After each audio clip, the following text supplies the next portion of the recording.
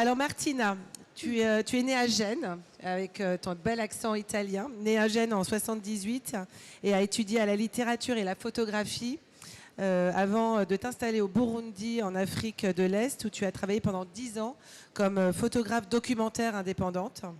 Et tu es aujourd'hui chef de la photo à la revue 21 et précédemment aussi revue 6 mois, qui malheureusement n'existe plus. Tout à fait. Et tu es membre de l'agence Vue, Oui. toujours. Ton travail axé sur la place des femmes dans les pays du Sud étudie la dynamique visuelle entre l'Afrique et l'Occident. Mais une fois n'est pas coutume, il s'agit dans I'm Showing You How Big the Sky Is, de l'histoire d'une femme taïwanaise, Tanunu, qui a presque 70 ans, revient dans son pays natal après plus de 40 ans, j'imagine, d'absence, et qui décide de prendre sa revanche sur la vie et de faire tout ce qu'elle peut, tout ce qu'elle n'a jamais pu faire avant, à savoir des études, des voyages, des cours de danse, enfin tout ce qui la rend heureuse. Le livre commence par une lettre que tu lui as adressée. Est-ce que tu peux nous raconter rapidement le parcours de Cho et ton lien que tu as entretenu avec elle pendant toutes ces années? Alors, merci pour l'introduction, Véronique.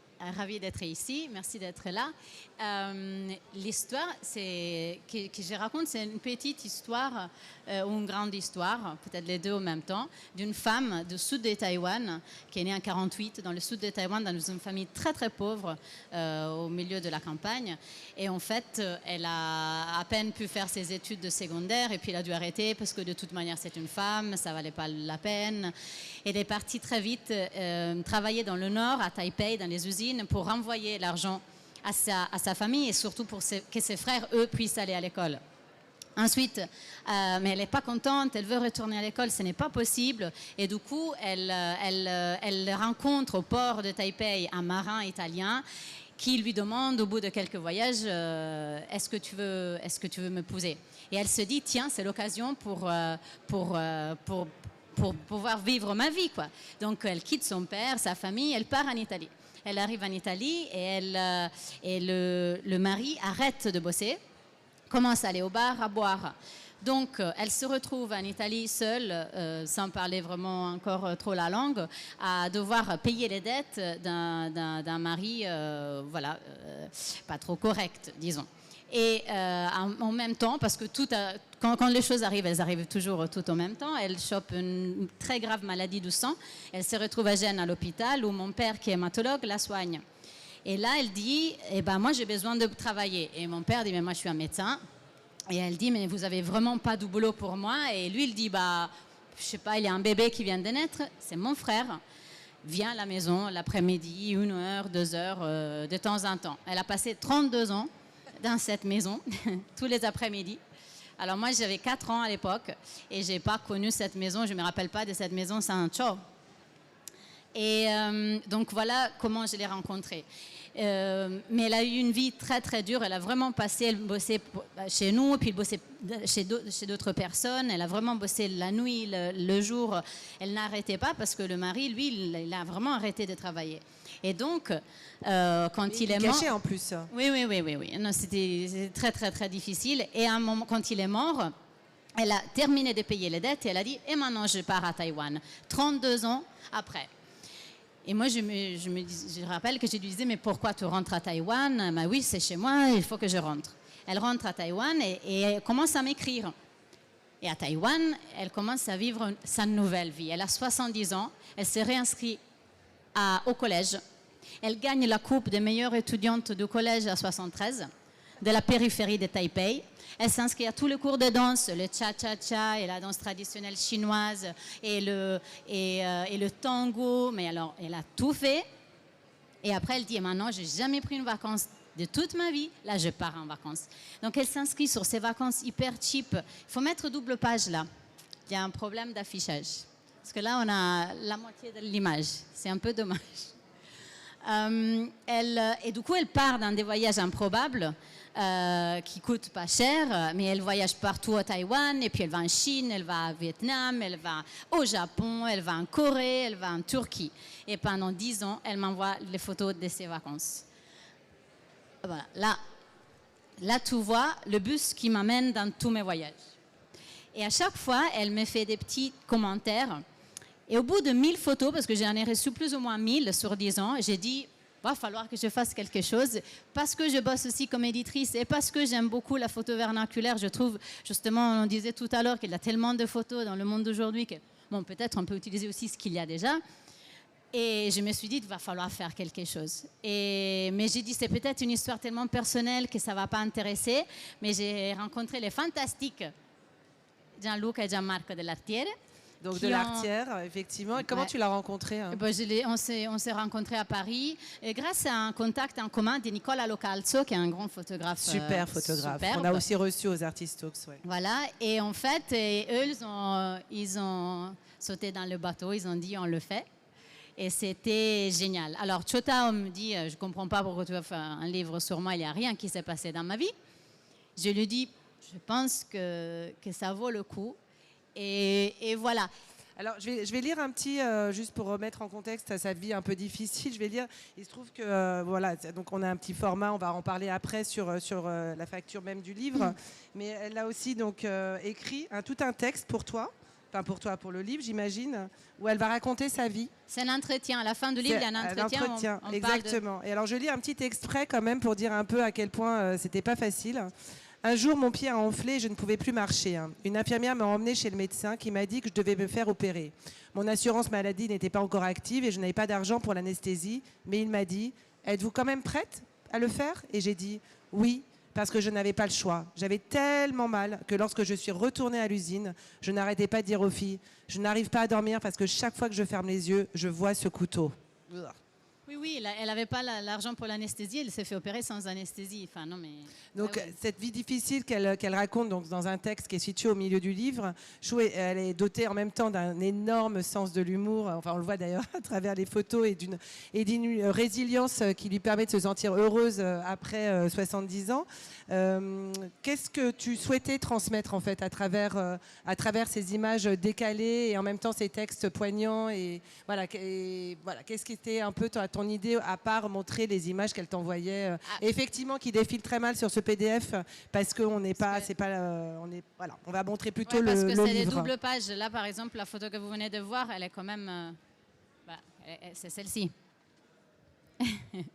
Mais non, mais là, c'est une de mes photos préférées. Je veux dire, à chaque fois qu'il n'y a pas, après je réponds à ta question, à chaque fois qu'il n'y a pas quelqu'un pour la photographie, elle se photographie. Et là, je peux vous lire juste la réaction à cette image-là.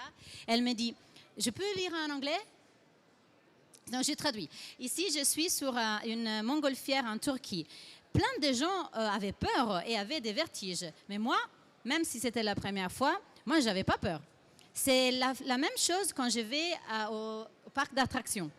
Moi, j'essaye tout. Souvent, je suis la seule qui va, parce que les autres ont peur. Surtout des montagnes russes. Mais moi, ces choses-là ne me font pas peur. Il y a d'autres choses qui me font peur. Les gens, les animaux, les moteurs, les tremblements de terre, les vents forts, la mer, le noir, la maladie, être seul et le temps qui passe jamais. Alors en fait, ce que j'aime bien chez elle, c'est qu'il y a des photos très drôles et puis des réactions aussi qui sont très drôles. Et puis de temps en temps, il y a comme ces moments de, je sais pas, sagesse ou de poésie qui me touchent beaucoup. Ce que je voulais passer, c'est ce que j'ai reçu et je voudrais que vous le receviez tous. C'est cette, je sais pas, hymne à la vie d'une femme d'une personne qui en fait a été écrasée par tout le monde pendant 70 ans et qu'en fait elle s'est dit et maintenant moi je vais reprendre ma vie dans mes mains et j'ai trouvé cet exemple extraordinaire. Oui, bien à travers ça, tu parles aussi de l'histoire d'une migration aussi, d'une immigration d'une Taïwanaise en Italie et voilà, donc une histoire un peu universelle aussi. Le titre, I'm Showing You How Big the Sky Is. c'est elle qui m'a dit, en fait, tout le livre, l'idée, c'est que c'est moi, elle. Moi, j'ai juste ma lettre. Je lui écris une lettre, c'est tout. Mais le titre, c'est elle. L'entretien, c'est ses mots. Tous les commentaires, c'est vraiment l'idée de redonner la voix à cette femme qui ne l'a jamais eue, qui a été invisible pendant toute sa vie. Et ça vient de cette image-là. Quand je lui demandais, tiens, qu'est-ce qui se passe là? Elle m'a dit, bah, je te montre comment il est grand le ciel. Et d'ailleurs, tu peux raconter le process. Tu me racontais tout à l'heure le process. Donc, on n'est pas du tout sur du Photoshop. Hein. Pas du tout. Il n'y a jamais de Photoshop. Même, il y a cette image géniale que vous allez voir à moitié, mais je vous montre là, où je sais pas, elle joue avec un dinosaure. Et en fait, en Taïwan, elle m'expliquait que parfois sur des plages, il y a comme des petits parcs d'attractions. Il y a des photographes qui sont dans des trous dans le sable avec un miroir. Donc, ils sont au fil du sable, il y a un miroir et l'image donc, se reflète. Donc, ils ont des petits gadgets. Là, c'est un jouet quoi, d'un dinosaure. Et si les gens vont un peu plus loin, on a l'impression qu'ils ont la même taille. Et dans la légende, elle me dit, oui, j'ai fait ce qu'il m'a dit le photographe et ça a marché. Alors, le livre se termine par le début, en fait, par le commencement de votre rencontre, puisque c'est une photo de toi avec ta nounou. Et je voulais juste terminer sur le format du livre, qui est tout petit, qui est trop mignon.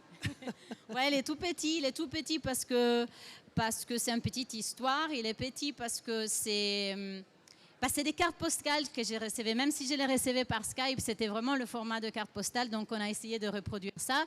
C'est petit parce que c'est des photos par Skype. Donc, on ne pouvait pas non plus en faire de 3 mètres sur 5.